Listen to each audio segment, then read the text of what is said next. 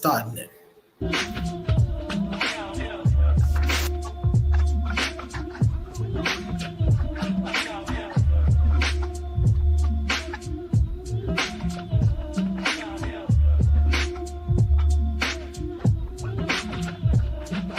Turn up the dial, it's 10:30. Be back. Spin that back show, all the classics on track. From 79 to 99, we're crossing the gap. Album reviews, little known facts, hip hop intact. Saturday mornings, dive into the history. Samples and stories, old school mysteries. Emerging self-static, surrounds of CDG. No about a pin.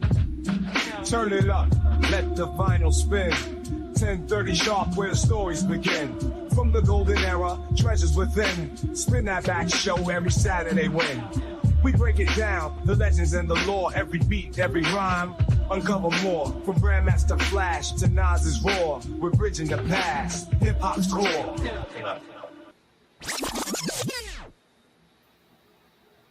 Yo, yo, yo, yo, yo. Check it out. It must be that Spin That Back show once again. How y'all doing out there? It's your boy El Pooh, your man El Pooh, and we got Mr. Nice Guy with us once again. Mr. Nice Guy, how you doing there today, brother? Doing straight. Yes, sir. Yes, sir. Pretty much every Saturday morning, almost every Saturday morning. I might not be on next Saturday. I'm not sure if it's next Saturday or the Saturday after that. But either way, we here today, and we're gonna talk about. Well, we always talk about old school hip hop from 79 to 99. This is what we talk about, and today we're gonna talk about the DJs of hip hop. So where's my banner up here? Let me see. Yeah, we're gonna talk about salute. We're gonna salute the DJs of hip hop, because DJing is the first element of hip hop. If it wasn't for the DJ, the music wouldn't be what it is. So the music came first. After the DJ came to the the MC, and then probably the dancers, the b-boys, and then the MC, and then on and on from there. But the DJ is the most pivotal person in hip hop, in our opinion. Would you agree with that, Mr. Nice Guy? Absolutely. The party ain't a party without a DJ. The music is the backdrop. You need something to dance to. You need something to MC to. You need something to vibe off. If you spray painting or whatever. I mean, even if you're not playing it live, it's in your head. But the music is the most fundamental element of everything, and that's why that lands on the DJ's feet. Spin that back one time. Yes, and we can go all the way back. So they give. Let me see. I know you got the pictures up here. I ain't even went through the pictures, but let's go ahead and dip. That's just where I was gonna go. Kool Herc. They give Kool Herc the props of saying he was the father of the term hip hop, I guess. Or how did the story go? In fact, you can enlighten us on that one, Mr. Nice Guy. Please tell us. Yeah. So he's the person that's credited with basically coalescing the elements and giving it that particular name, because a lot of those cats that were in it just kind of was what there was. And a lot of them are like, we didn't even have a name for this. We just kind of did what we did. But he was the one that put a stamp on it that gave it the title. At least he's credited that, and that's where it starts from. So when we celebrate hip hop, we talk about the beginning of hip hop. It usually begins with DJ Kool Herc, because and the parties that he used to do. Now we understand. You go check out that documentary that PE is doing. The Brooklyn DJs. They a lot of the elements kind of started with them, but again, hip hop wasn't hip hop till everything came together, and it basically came together, as the story goes, under DJ Kool Herc's watch. It's pretty debatable. I mean, because you got Tariq Nasheed. He has a whole documentary on it, on the history of hip hop and everything. So it's all debatable.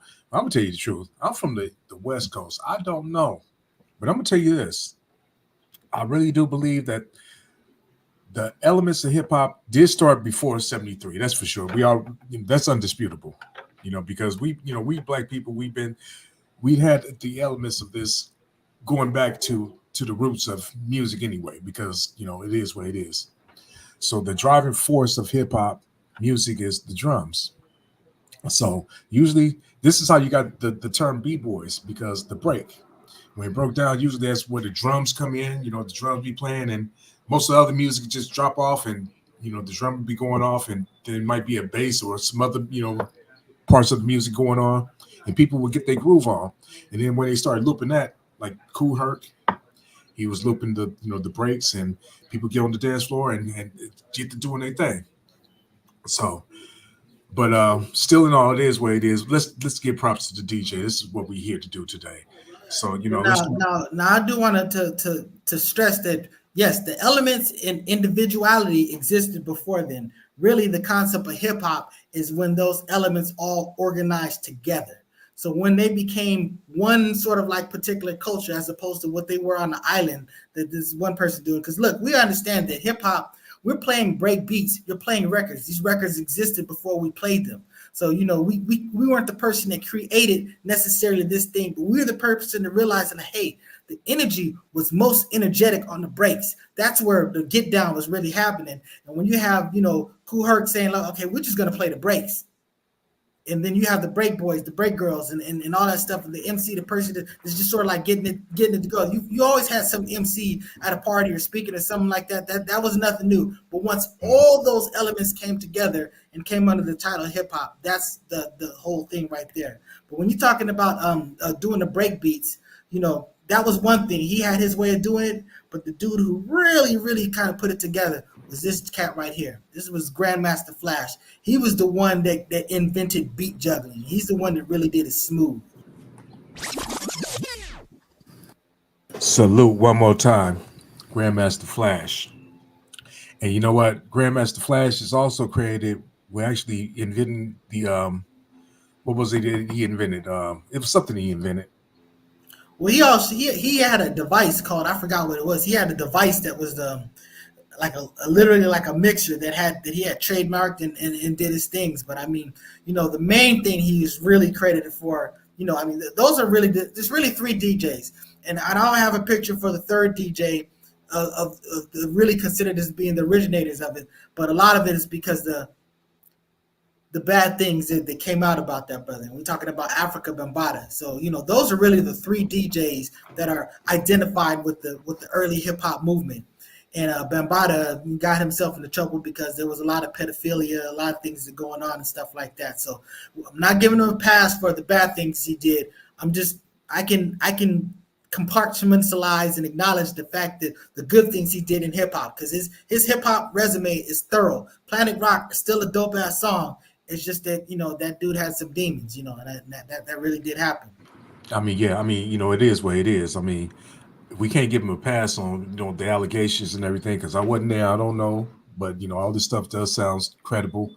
But yeah, he did, he has his place in history, and you can't erase history. I don't care. It's a whole lot of bad people that did a lot of good things. So it is what it is. He who cast the first, he who is without sin cast the first stone. So, no stones get cast. So that's just kind of what it is. Yeah, absolutely. So, it is what it is, but still. But the thing is, to this day, I don't think the DJ is celebrated the way they used to be. Now DJs is too easy. We always had, me and Walk used to go through this all the time, how we talk about DJs today got it too easy. Anybody can be a DJ. Shaq is a DJ. Paris Hilton is a DJ. All kinds of celebrities are DJs, or quote unquote DJs. But real DJs were real DJs back in the day. Like what Flash was doing was real DJing. You know what I'm saying? He said part of what sampling is what he was doing back in the day. That's what he says. And I got to give him props on that. Yeah, he was looping the record and everything, but they was also doing this in the studio too, but he just made it more efficient, which is cool. But now when you think of a DJ, you think of a DJ like DJ Khaled. And then you don't think of him being on the, well, I don't personally. I don't think of him being a DJ like DJing and everything. I think of him as more of a producer, like a Puffy, more or less. You know what I'm saying? And back in the day, the DJ used to be the DJ was so important in the recording of hip hop, the recording days, he was so important that people used to say it was DJ this and MC this. They'll just distinguish them, but put them together. They had a prominent role, like Eric B and Rakim. Eric B was the DJ, Rakim was the lyricist. We didn't know who was who at first. We didn't know who was who. I didn't until we actually, figured it out. Then you had Jazzy Jeff and the Fresh Prince. Your DJ Jazzy Jeff and the Fresh Prince. You know, you had LL Cool J and Bobcat or Cut Creator. Then you had EPMD and they had their DJs. Then you had Spinderella with Salt and Pepper. Before we get too far in there, let's back it up a little bit. Let's spin that back a little bit and talk about, when we talk about the creators of the DJs, we got to talk about this dude. So this right here, this is Grand Wizard Theodore. This is the dude that's credited with creating the scratch. So it's one thing to do the beat juggling and stuff like that, but scratching has become an instrument unto itself, a music unto itself, something very distinctly and unique to hip hop. And when I tell you that, you know, I'm a person that loves scratching. I you know, my strongest beginnings of hip hop was as a DJ. And you know, it's just the scratching. It's like playing a saxophone if you can do it right. You know, there's the basic jigga stuff, and it'll get you through some stuff. I mean, even that stuff works when you listen to poetry. You know, Scott LaRock was putting it down on that song. Literally, there's not a sampling going on, or not a whole lot of sampling going on. There's a lot of traditional sampling with a sampler. He's basically using the turntables and recording on one track and then recording on another track, because you can literally hear the DJ cutting and the sort of like spinning of the beat. It's like sometimes you got to catch it up to make sure it's on beat and stuff like that. So you'll hear that sort of like pitch alteration, the dynamic that only happens on the turntable. And he's like scratching through all that. So it's just like even simple scratching can be rocked, because poetry is a classic, masterful work of art. But again, it started with the scratching. And, you know, when I think about that also, I think about this guy, because this is the guy that really made me want to be a DJ, seeing him at Freston Festival. You know, they literally, when they performed, there were no DATs, there was no nothing. It was strictly turntables and records. Spin this back one time and let's go ahead and give his name. That man is, who is that man? That was Jam Master Jay. Yes, sir. Spin that back, Jam Master Jay. When you think about a DJ, when I think of a DJ, traditional DJ, his picture comes to mind every time. You know, just him. You know. Yeah, but go ahead though, bro. I know you got a lot to say about Jay. See, the thing about it is, you know, when you talked about the DJ name coming first, a lot of times the DJs were already had a name for themselves, because you know, a lot of this stuff wasn't necessarily on the radio in the beginnings. A lot of this stuff was, you know, was in the parks. I mean, that's where it started. It started out in the parks.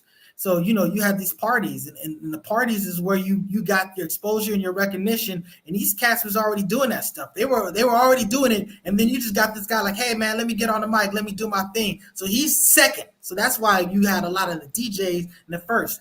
You know, it got to a point where a lot of these MCs were just like, okay, now I need a DJ to go with me. You have like a Coogee Rap and DJ Polo. Now he's secondary, because the bottom line is now you're kind of feeding off of my fame.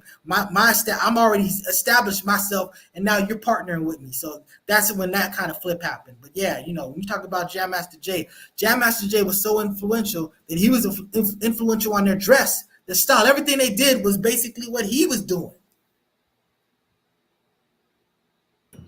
We got somebody saying something up in here. That's right. Let me say. Oh, okay. Well, definitely. I'm gonna drop that for you right now, brother. Say say no more. So give me a second. Yes, sir. Yes, sir. Yeah. So yeah, you're right though, because here's the thing. DJs are very, very, very important. This is the reason why we want to give props to the DJ, because back in the day, everybody gave props to the DJ. You understood what it was. Back in the day, we had parties and we would have DJs, real DJs, spinning real records, playing the real stuff, and it was exciting, especially if you had a good DJ, especially if your DJ can actually, you know, do some mixing and cutting and scratching and stuff like that. Oh man, it was a live party.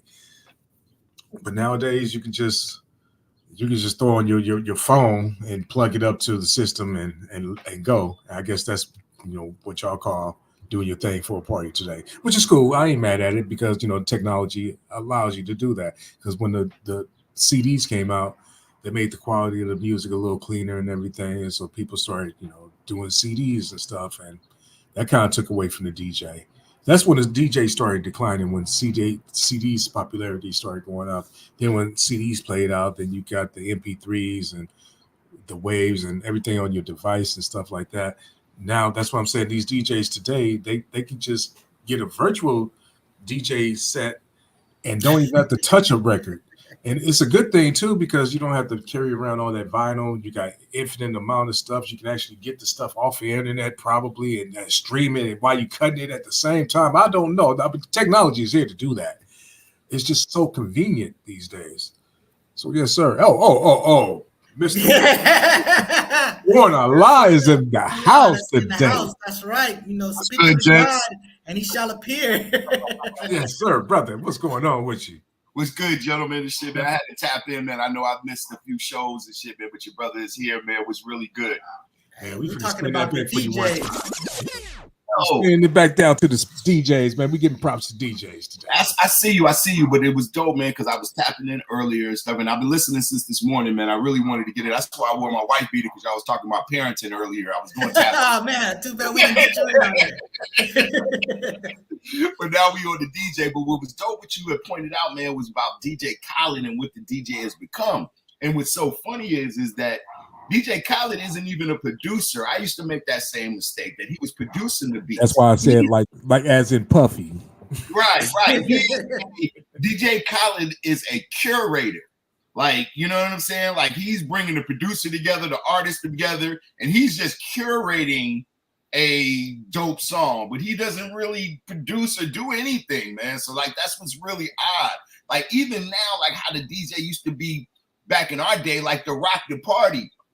Now people are going to shows and watching the DJ and waiting for the beat to drop and then start jumping up and down and shit. And it's like, it's a whole different environment now of what the DJ used to be. Like, it's strange, it's awkward. I don't get it, kind of, you know what I'm saying? But and then when you go into the people just plugging in and playing songs off of their thing, like, they have diminished what it was into just, I'm a curator now. Like, I'm just creating this thing. So they've subtracted all of the skill set, you know, and I think this is really my argument in all of the incorporation of digital music going from analog into being digital, is that, you know, almost anybody could do it right now. You know what I'm saying? So like, all the expertise is taken out of it now. And it's so stripped down to where you're just a curator. You know, a DJ stood for, you know, a disc jockey, meaning that you manage music. You know what I'm saying? But hey, brother, check this out. I remember having I created my own coffins. I wasn't at a point where I could buy a nice, you know, light coffin. I built mine with wood, you know. Joakim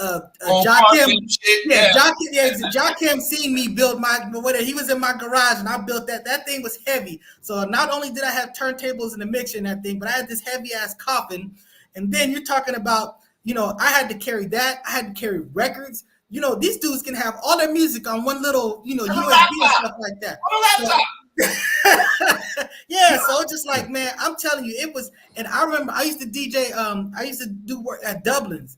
And they were like on the top floor. So you'd have to bring stuff like from, you know, you going up the elevator, you know, they didn't have no elevator. I had to go upstairs. So you're talking about the turntables, you're talking about the records. Now, I didn't do a whole lot of performing there. Most that I do was setting up for my homegirl. Shout out to JJ. She was the real DJ there. But she wasn't a turntable DJ. But I had my CD equipment. But she was, you know, she had a great ear. So she was still rocking the party. She was doing what she's doing, you know, on her level. But when you talk about the complexities of being a DJ, I mean, you know, you talk about when you have to bring your own needles, you have to, you know what I'm saying? It was a lot, and that's been stripped down. That's been like I said. Hold on, one more thing I want to say about the evolution of the DJ, the streaming music, and this digital music form that or life that we live in right now, this time that we live in, it caused the death of the DJ, the death of people like making mixtapes and stuff like that. I used to go and pick up little bootleg, you know, mixtapes that you get off, you know, little man on the side of, you know, by the mall right there, selling the little mixtapes and everything. Right. I used to pick those up, man. I discovered so much music off that stuff. Was like, man, so much stuff I never heard before from people I never heard before, and people I heard, and then they'll blend stuff together and stuff like that. But when it came to this new digital age, all that stuff right there, you can't get that anymore. It's gone, and it has been deteriorated to playlists. Like, that's the new thing. Like, even when you're promoting music right now, you are submitting your stuff to playlists, because the playlists is will give you the streams, like the whole gambit and the way the game is structured now isn't the same because you're taking out various elements now because there is no skill sets anymore. Everything is based off of popularity. It isn't it's vibe music. It's not lyrical music no more. As far as hip hop, it's vibe music. It's about how people feel when they hear the music. You know, so they've diminished. And that's not a crime, but it's a very big distinction. It's not a crime. It's always been like that, but see, that's them taking over.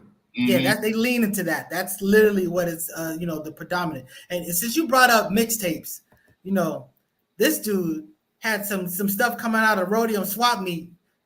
Come on now, wait a minute.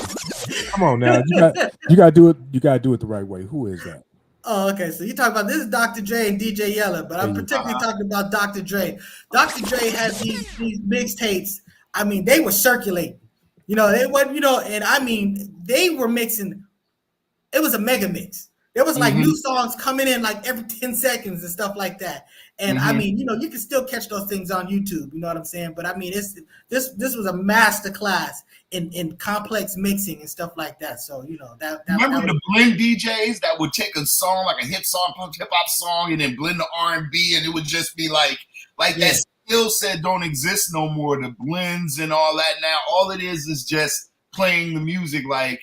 All of the skill set has been stripped down from our music and shit based off of it going digital, man. Like the whole thing has changed. But in this conversation, man, we have to discuss how West Coast DJs revolutionized DJing.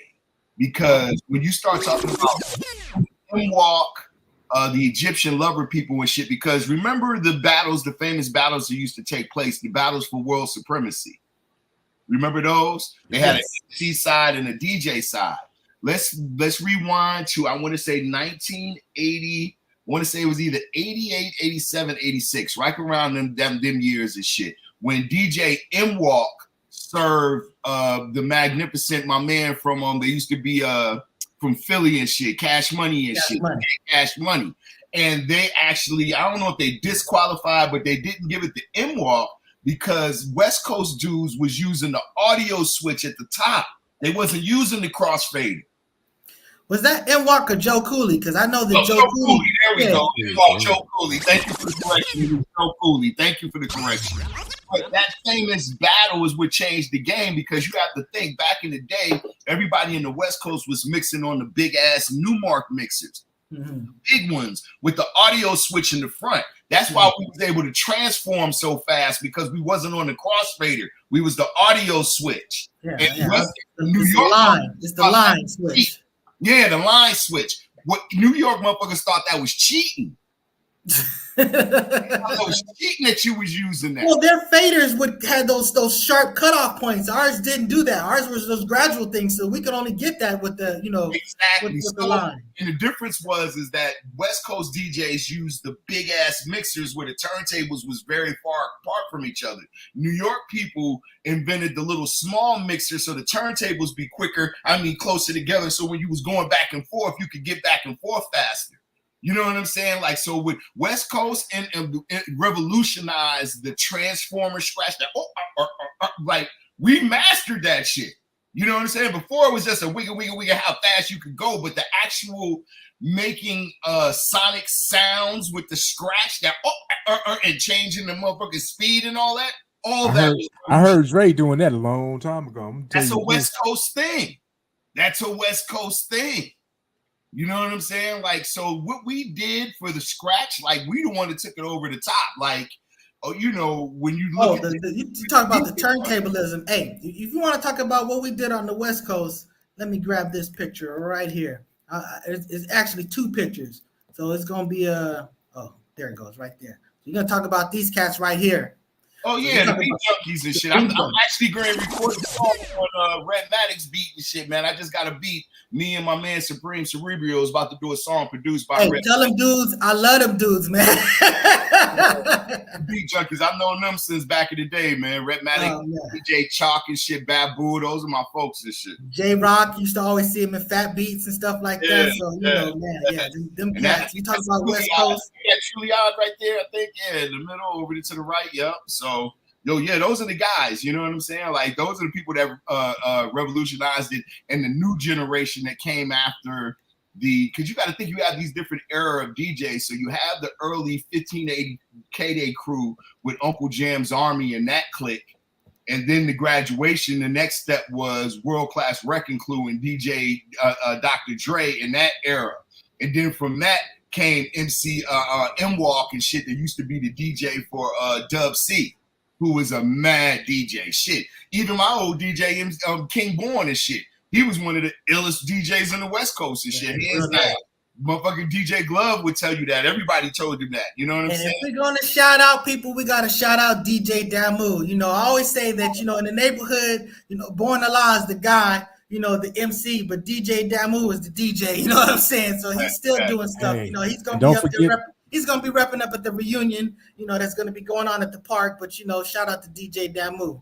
Absolutely. Hey, don't forget Bobcat and Battle Cat too. Oh yeah, Bobcat, Battle Cat, especially when what was it? Battle Cat went and got with LL Cool J. Remember during the LA Posse. Yeah, bad. So you know, we helped revolutionize it, man. When you start talking about the DJ, but the other part of the conversation is how that role has changed. You know what I'm saying? Because it went initially where the DJ has always been the backbone of the music and everything. But then it was easy for him to curate and going into producing because a lot of the early hip hop was them rhyming over the break beats that he caught. So it made perfect sense for it to transition into producing. But now what are we saying it turns into now? Because you have big ass fucking DJs, man, that get paid umpteenth amount of dollars and shit, man, to DJ shows, especially when you look at like them EDM dudes and all that, waiting for the beat drop and to be like, and everybody, your mama, you like. So it's just changed, man. It's changed so much. It's a different game now, and it doesn't look familiar to people like us who comes from a certain era. You know, and I'm trying to find a way to appreciate it, but to me, the skill set is so diminished now. I find it difficult at times to appreciate what they do with it in this generation. I'll say this, you know, I respect a person's ear because, you know, one thing about being a DJ, you got to put together a proper selection. Even if you're just doing a playlist, as far as what actually works and what people gets the people going and stuff like that, you know, there's something there. It's not as much as what you're talking about because, again, it's a whole nother skill level. Like, for example, I remember before I got to reach 1200s, you know, I didn't start off with a 1200 budget. Mm-hmm. You know, I had to work with some other turntables. And what we used to have to do is try to put stuff on there, you know, to hold the needle down so that we could do the complicated scratching. And shout out to my homeboy Chad, you know, he'd always be like, man, I made 1200s. And he's got like, you know, we used to have like little track. Remember, you used to have the little cars and stuff like that, the race cars and stuff like that. So he would have like little race car parts glued on this part, on this part. You're trying to do whatever you can do to keep the record, the needle level, but not moving and stuff like that. So you're doing all this jerry rigging and stuff like that. And I'm just saying that when it got to a point where you could scratch CDs, I thoroughly embraced being able to cut loose without worrying about that. Yeah, no, what happened is that the technology has now gone to the point where it tries to do the things that we had the Jimmy rig equipment to do. Now they're creating the equipment to do these things now. So you see that not only in DJing, especially producers and stuff, like with all the new STEM shit that's coming out with Serato and everything, and being able to take elements of songs, like, you know, they are fresh out of the era of thinking that sampling was theft. Let alone you're gonna give me the stems where I can take the vocals out and all the elements of the thing. Like, now you're giving me the tools and shit. That's almost like selling safe cracking software. It really is. It's like, yeah, it's like giving you the temptation and telling you not to use it. Right. And then you're gonna sue me when I use the sample and shit. It makes no sense. It makes no damn sense in the world. But you know, it is. This is where we at. The world is starting not to make sense to me the older I get. And we can't be too about getting off our lawns. You know, at some point you got to understand that, you know, what we got to do is they have their lane. We can still maintain our lane, and we just need to keep a generation alive a segment of the generation alive that basically keeps what we're talking about alive. I mean, we understand that we were part of the underground. We weren't part of the mainstream. So the masses were already not effing with us. It's okay if the masses aren't effing with us now, as long as someone's carrying the torch. But that's why we got to get back to what we're doing right here. Right. That's what we're talking about, the essence of DJ, in the hip hop. So that's why it made so much sense, like you was just alluding to, for DJs to actually become producers for the hip hop, especially in the golden age of hip hop, because we knew so much of the music, we can pick out the music, we can put it together. We was practically doing it anyway. Most DJs, they was practically producing, like Jam Master Jay. He can put the whole song for Peter Piper together and it right there in the park. Right. Just records. Right. You know what I'm saying? That same routine, you know what I'm saying? And that's what's the elements missing now, where it's like there's so much digital and studio play involved now. What you're doing in a studio session, it's hard to pull off live. You know what I'm saying? So like that's why you're getting all of these people rapping over their vocals and all that other stuff, because there's so much ingenuity going on in the making of the song that it's not even real no more, that you can't pull it off in real time. You know what I'm saying? Without incorporating those tools. And that's the difference between punching in and punching out. It's just like how the note correction for singers and stuff like that. It's that technology. That's why that was why I'll be sure it sounded like he did, live versus how he sounded on the record. Exactly. So that's what we're looking at now and stuff, man. So that's why, with a lot of the digital stuff, it's like everything don't sound realistic no more. You know what I'm saying? Like it sounds so machine-like. Yeah, it's so perfect that it isn't real no more. Shit. Exactly. You know what I'm saying? So, and a lot of the beauty of what music is the human element, that every time I'm not hitting the snare on the same thing, because it might feel better hitting it here when I hear the vocals and doing it on this note or in this key or in this time. Like that. That's the swing. That's the swing component. Because that's what they try to extrapolate, that you have the quantizing that has a certain level, but they could do this sort of like swing dynamic to make it more market. It's still not the same. It's still not the same, but the bottom line is it's supposed to give it a humanistic feel with the swing. Yeah. But the thing is, when you actually, as far as taking samples, you take a sample from a record or CD or wherever you're getting it from. If it's actual music, a lot of times it's not perfectly on time anyway. So to loop it, it might be off. Right.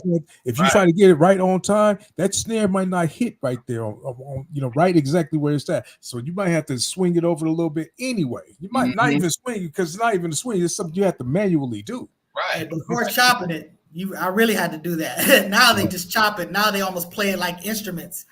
Well, yeah, but see, the thing is, this is how innovative we are. We made this stuff happen. We gave them the idea to even do this because this is what we was doing anyway. Right, right. When we was doing stuff like taking the SB12 and we was sampling the record on 45 just to be able to get more sample time. Exactly. You know what I'm saying? You know what I'm saying? And then slow it back down, which gave it sound and shit. Like you're doing it like, come on, let's talk turkey, not build bacon, gentlemen. You know what I'm saying? Like, exactly. Or if you had if you sample it off of a cassette, if you had a pitch thing on the cassette, you pitch it all the way up, let it play fast, and then get that little sample and slow it back down just the same time. You were sampling from record and shit, and you would just go from the left and the right side, because when they used to mix stuff, they would put certain instruments on the left side and the drums on the left side. You probably got the bass on the right side. Different parts of it and shit. Now they give you the stem shit that breaks all that down. But back in the day, we used to have to get like, oh, let me take it out of the left and put it on the right. You would get a whole other instruments to sample from. I give you a good example. I give you a perfect example of that. Sly Stone sing a simple song. The drum line, the drums is on one side, and then the horns and everything is on the other side. All that stuff is on one side. Plus, you have to use like envelopes for samples and stuff. So these things would basically manipulate in a way that would bring something out to the forefront and put something in it. So yeah, we had to play a lot of games. I mean, they didn't give us props to how. I always said that, like, if you play instruments, you're in a band, it's so easy for you to make music. It's just you just have a thought, you play it, whatever. But we would have spent a lot of time digging in the crates, and then all this manipulation. So the creation of a song is way more complicated from hip hop, you know what I'm saying, than as opposed to just this band to getting together and they just jiving and just doing whatever, you know what I'm saying? So it's a completely different thing. Yes, yes, yes. So it's the thing has changed. The whole concept of what the DJ is just isn't the same anymore. I mean, it's probably curated into some other things now. They are the curators, they're the slash quote unquote producer, they are the backbone of what it is and shit. They have definitely broadened the scope of it and shit now, but it's so different though, man, from when our era was, man, and what a DJ was. It's just so it ain't the same. Just the art form of the scratch. Like my new project, and here go a plug and shit. My new album and shit, man. I got this going to come out. Sweet Daddy Grace, Badass Songs. About to drop the new single called Bully Bars and shit, man. But just the turntable work, man. That was one of the things that I always wanted to bring into, and that's just from the era I come from. Y'all all know my DJ King Born was probably one of the dopest DJs ever. Man, I just always wanted that element in there, and I just don't hear it too much no more. Unless you get into some traditional boom bap, it's still there. But I think that art form is lost amongst our youth now. Like they just don't embrace the other elements outside of just rapping now and shit. Only thing that they've embraced doing is the harmonics and singing of R&B. Like this is probably at this juncture in hip hop, whereas the R&B and the harmonics of music is most incorporated in hip hop right now and shit. Somebody rapping and singing back in our day was far and few in between. You know what I'm saying? Somebody like Whistle or something like that, or TJ Swan. And TJ Swan really wasn't even rapping. Or Eric Sermon here and there, here and there. Exactly. Shit, but just that element and stuff, man. But all the other elements, man, the element of what the DJ is, that backbone of what he was, especially when you start talking about somebody like Jam Master Jay, which is probably the epitome of what a DJ was. Not just a DJ was, but the role that he played within a group. I'm gonna say this right here. Not to be cutting you off, but you just made a point about something. But that harmonizing and singing thing, the one I blame for that lately, 50 Cent. 50 Cent got mad at Ja Rule about it and did start doing it and shit. It stole his whole style. But you know what? 50 Cent, you got one thing I really respect about 50 Cent. 50 Cent really taught people to really put an emphasis on the hook. Yes. You know what I'm saying? He helped us complete the sort of like picture of we're all working on a lot of the stuff. We're kind of freestyling this stuff, these components and stuff like that. A lot of traditional music, they come in this key and then they sort of like go back and forth and stuff like that, where we were basically looping and straight whatever. It's like certain things we're kind of figuring out after a fashion as far as the go ahead. Oh, one thing I want to say about that is, guess where you got that from? Jam Master Jay. Yeah, Jam Master Jay was teaching them all those components. He taught them all this stuff, and he was like, "Yeah." So, Jam Master Jay was definitely one of the people who early days was putting 50 on and shit. So his influence and shit, man. We can't even begin to give it enough praise that it deserves, man. Even in style and fashion, I heard you guys mention it earlier and shit, how he was the backbone of what the image of what Run DMC was. Because if you look at early Run DMC, them motherfuckers was out there in plaid sports jackets and shit. Old patches and shit on it and shit. Like, you know what I'm saying? Like, I think I had one of them in Crescent Heights and shit when we took so just what it was, man. You know what I'm saying? And then when you start speaking about the mixtape era that was revolutionized by Kid Capri, because he was the first point that was having like platinum mixtapes. You know what I'm saying? And DJ SNS and all that other stuff, which was really like a New York circuit. DJ Clue, one of those type of dudes. There was SNS. I think who was the first dude that that got signed? The first DJ that was signed to Rockefeller and shit. I forget homeboy's name and shit. Slim dude and shit. But he was the first. People started signing DJs in the late '90s and shit. You know what I'm saying? And they would curate albums with different, artists and stuff. So the game has just changed so much that now the skill set of what a DJ was, which is traditional to us, isn't as prevalent today as it was in the early days. Like the skill set and the job description is totally changed now. Shit. Now DJ that got signed, was that a Clue? Yeah, was it DJ Clue? Yeah, DJ Clue. I think he was signed to Rockefeller. I think that was his name, Clue. He was actually the first artist that was actually signed as a DJ and was putting out projects. That made sense because he was one of the last ones that was actually doing those mixtapes I was talking about that you can go buy on the streets and everything. I mean, that became a big thing. The whole sort of like mix. It's like people was, I'm gonna drop this album. I'm gonna just drop this mixtape. You know, I don't gotta do all the particulars of clearing this, that, and the other, and just kind of whatever. But I mean, that was a big sort of like that was a big era where that was kind of like the norm. And the thing was, I think he was making the beats and everything, and getting actual rappers to rap on his beats. Yes. Well, yeah, so he was doing some big stuff. So that made sense. He was like he was a curator, but maybe I don't know if it might have been other people's beats. He probably was curating that. It was. He just basically did what it was is that they signed him because of his popularity. Right. And everybody that rhymed on his beats was part of the Rockefeller family. Yeah. So we promote our artists. We got this dude. You know, it's like all in-house and shit. So it ended up becoming an album, but it was basically a mixtape that was an album. That was the transition of mixtapes becoming albums. You see what I'm saying? So like, cause that's what it is no more. That's why you don't have the mixtapes no more, because now these mixtapes is full blown albums that come out. But now you got. If I'm gonna do this, I'm gonna do all the bells and whistles and reap all the benefits of it. Yeah, like you say, the mixtape is a playlist now. The mixtape is a playlist that you find on Spotify or wherever you get your music from today. That's and what. Now you get DJ Khaled, and now you have what DJ Khaled is right now. And shit, you know what I'm saying? So all he doing now is just getting the beat, a bunch of artists to be on it, and then he comes in and goes, another one. Yeah. Hey, you know, we're talking about early DJs. Let's take a step back and talk about. We can talk about them because it's not just the DJs as far as who's mixing and stuff like that.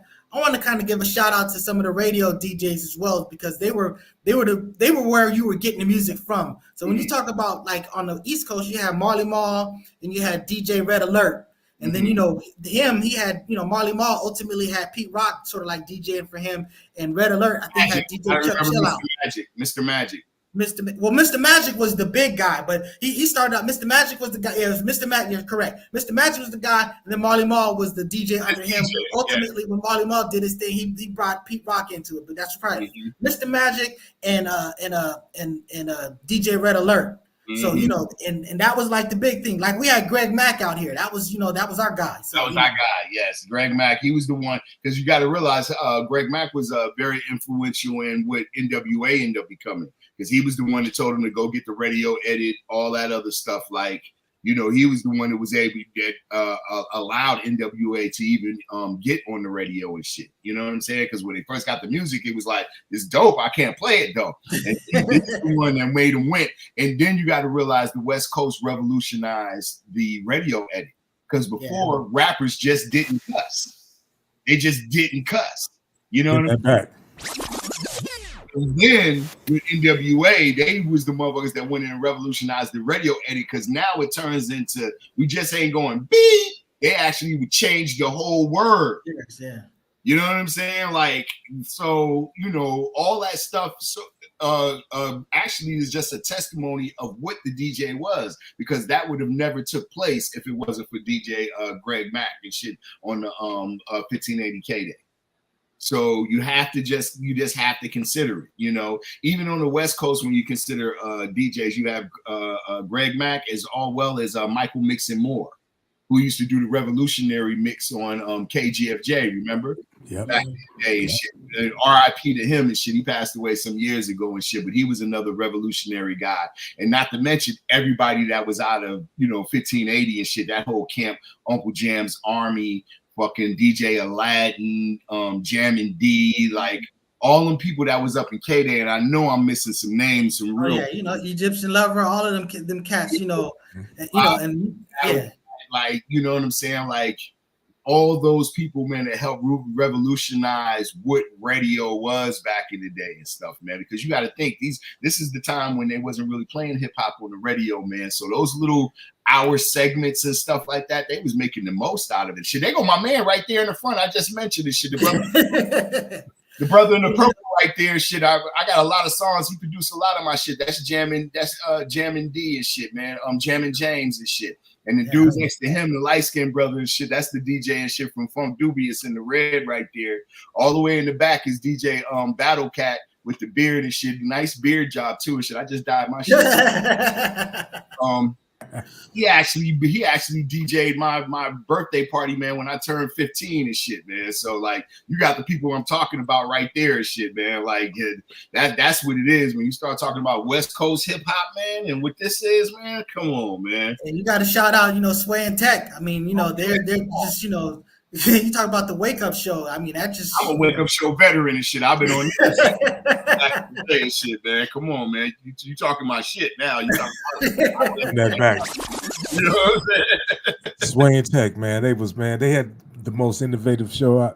That was the last of those good hip hop shows, too. That was the last. Stretch and Bobbito in New York too and shit, man. Stretch our time and Bobbito and shit, man. I'm from the West Coast, bro. I don't even know about them. Well, I used to go out there. I used to be on their show all the time and shit. But those people and shit was prevalent for like giving Nas, Jay-Z, Big L like the opportunity to rhyme on the radio and shit, man, which was basically a college radio show that used to take place back in the day. Yeah, real prevalent and shit, man. A lot of like that freestyle where where Big L and Jay-Z is rhyming together and shit. That's off of the Stretch and Bobbito show. Very, very prominent, big mix show and shit that used to take place back in the day in New York and shit, man. So big up to them dudes as well, man. Very revolutionary mix show. You bring up college radio. I gotta send out a shout out and a rest in peace to my brother DJ Rob One. He had the Fly ID show. Mm-hmm. And that I remember, we actually did like we were doing one of his sort of like intros and stuff like that. Brick Walls, and rest in peace to Brick Walls. He's the one who did the beat and stuff like that. But we had a lot of interaction with that brother. So I miss that brother. That brother, now he was about that DJ life. Right. That was a dude that I said that almost made me get into a fight with Coolio. Oh, there you go with that again. Let's be that. You ready to take Coolio's fade? Let me find out. Man, I'm just telling you, Coolio like went up to like he was playing I thought he was playing Ultramagnetic MCs or something like that. And that because I wasn't there, but I just remember when they told me, I was on his head because I was just like, that was disrespectful, ripping up the Ultramagnetic. But now they're telling me he was actually probably playing Fuck Compton. I'm like, well, that's kind of fair. Right. That's a disrespectful song. Yeah. Tim Dog was wilding with that shit. That was, that's way disrespectful. But so what we're talking about is the DJs. We want to give props to DJs, from the inception of hip hop, because like I say, DJs is the first element of hip hop. So they are, to me, the most important part of hip hop. They still exist because a whole lot of them. Check this out. Your favorite DJ, Mr. Dr. Dre, Mr. DJ Quick. His name is still DJ Quick. So DJ Premier. DJ Premier. You know what I'm saying? Even though you just said Pete Rock, he was a DJ. He was actually on the radio though, but he was a DJ. He actually, you hear him cutting and scratching. He's still cutting and scratching on his records, which is a good thing. Like you say, it's the lost art.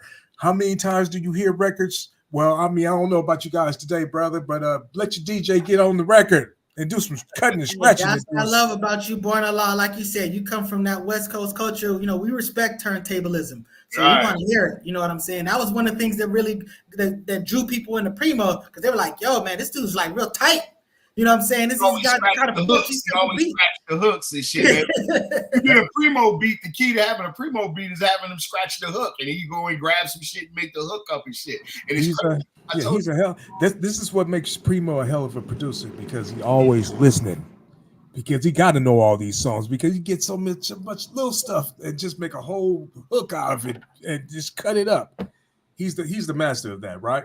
Yeah, absolutely. Shit, man. Just be able to have access to that and shit. Like I told you, I'm in the process of recording a song over a DJ Redmatic beat, who is from the Beat Junkies. But initially, when the guy sent me the beat, I was like, oh, this is dope. And then he sent me his verse, and I was like, what's the hook? He was like, oh, no, it's a Redmatic beat. I was like, oh, say less. I already knew it. Should just write your book. I got scratching and shit. I was like, oh, say less. I got you and shit. I was like, save me some work and shit. We got Redmatic scratching. Go ahead, man. Good how you live, my guy. You know what I'm saying? Yes, indeed. Yes, indeed. Spin that right. So another shameless plug, man. I got that new single coming out, Bully Bars and shit, coming out on August 16th. And also, brothers should get your tickets, man. I'll be rhyming at Rhyme Fest August 17th at the Coliseum and shit, man. I'll be involved in the Project Blowed Cypher, man. So it's a big ass show. A lot of people coming, man. Visionaries, Living Legend, Planet Asia, man. Like, you know, it's the big West Coast underground hip hop show, and this year it's at the Coliseum. So, you know, brothers, get your tickets and shit, man. So it's no shameless. There ain't no shameless about it. All right. This is proper promoting. We respect it, and we're gonna promote it some more. So August 17th, I might have to get a field slip for that. You know. Yeah, man. Yeah, Rhyme Fest at the Coliseum August 17th, and then make sure you fuck around and stream my new joint Bully Bars that come out on the August 16th and shit. And then look out for my new album and shit, man. It's gonna drop soon after and shit, man. Sweet Daddy Gray's Badass Songs. Okay.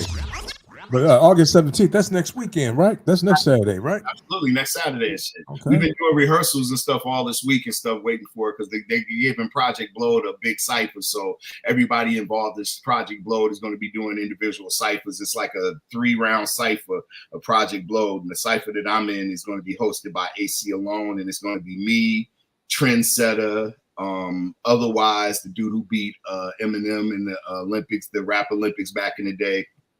My man Longevity and Ocho Cinco and shit. That's from OMD of Mexican descent and shit, man. So it's gonna be an ill cipher and shit. And I'm out there talking raggedy and reckless and shit. So I hope everybody got their cameras from when I get up there and start talking crazy. Is 2,000 Crows gonna be up in there?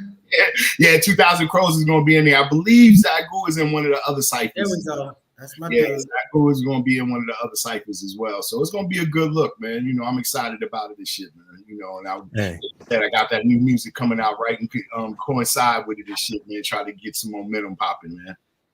Y'all heard that it's the Rhyme Fest at the Coliseum. That's August 17th. That's next weekend, next Saturday. And then Born Allah got some new music coming out. Can we spend that back one time for that? Yes, sir. What's the name of it again? The new single is going to be called Bully Bars, produced by my man Chop Louie off of the label called Flourish and Prosper and shit, man. So that's what it is. Bully Bars. Go check that out. That's what I'm talking about. And it's so funny, the cuts on that album, on that song, is going to be my man who I just showed you on that last picture and shit, Jam and James. He actually did the scratching on that song and shit. So everything goes according to Allah's mathematics. There we go. That's right. So anyway, we still giving props to DJ. Anybody got any last things to say about the DJ? I mean, come on now. We still gotta go through some more DJs or something. We got something else to say. Okay, hold on. So let me show you all the DJs I came up under, man. So y'all talked about DJ Damu. I gotta say what's up to Nico and shit that used to DJ our parties and shit at Pasture and shit. Nico, I remember Nico. Every time I see him, he'd be like, you know, he calls me Pasture. He'd be like, Pasture. He used to always try to buy. I had a Cook Brothers bike. He'd be like, I'll give you a C note for that bike. And I always remember the last time I saw him, he offered me and I didn't take it. I never got on that bike again. $100. Right? Big up to him. Big up to General Lee and shit, who was a popular DJ back in the day. They used to DJ up in World on Wheels, man. Who else am I missing and shit, man? That was like our local dudes that we rocked with back in the day. Who I'm missing, man? Nice guy. I know I'm missing somebody and shit. I know we listen. Well, you know, you got people. Well, first of all, let me. There's some people on the East Coast that I ain't even really got to, because I want to talk about like Schoolie D. You know, he had his DJ Code Money. He was like really scratching. So you're talking about the original, the first gangster song, you know, PSK and stuff like that. So, you know, you got him, you got DJ Tap Money. You know, these cats was like really, you know, putting in work on the scratching side of it, you know. You got the DJ Mark, the 45 King. So you got the producer and all those aspects of it. You know, on the East Coast, I mean, on West Coast, you had Evil E. You got DJ Pooh. We didn't talk about DJ Pooh. How we not talk about DJ Pooh? Right, he's DJ and shit. Big up, big up to my man E Swift and shit, who was King T's DJ originally, and ended up being the producer and the DJ of the Alcoholics and shit. Big up to my man Tash and shit. There, you know, he just had a birthday yesterday and shit. You know, favorite rappers. Man. Yeah, E Swift definitely was a cold DJ back in the day and shit. Big up to my DJs, man, from Bedrock Crew and shit, man. DJ Jesse James, Don, man, Bedrock Crew forever, my dude. Shit, man, just the cats who just did it and stuff, man. Because like I said, they the backbone and shit, man. Oh yeah, and let me shout out Mr. Nice Guy, that DJ, you know, from RAW. You know what I'm saying? I still get dudes be like, "Hey man, Tommy, you the DJ Tommy," still trying to get me to do like mixtapes and stuff like that. So you know, man. So you know, brothers, you already know what it is and shit, man. Shout out to all of the wiggy artists and shit. Big up to my DJ King Born and shit, man, who by far is one of the illest DJs I've ever seen face to face and shit, man. Like I knew how ill King was and shit, because one time I was out kicking it with my uncle who used to work for Def Jam, and he was real cool with Redman and Eric Sermon. So we outside smoking.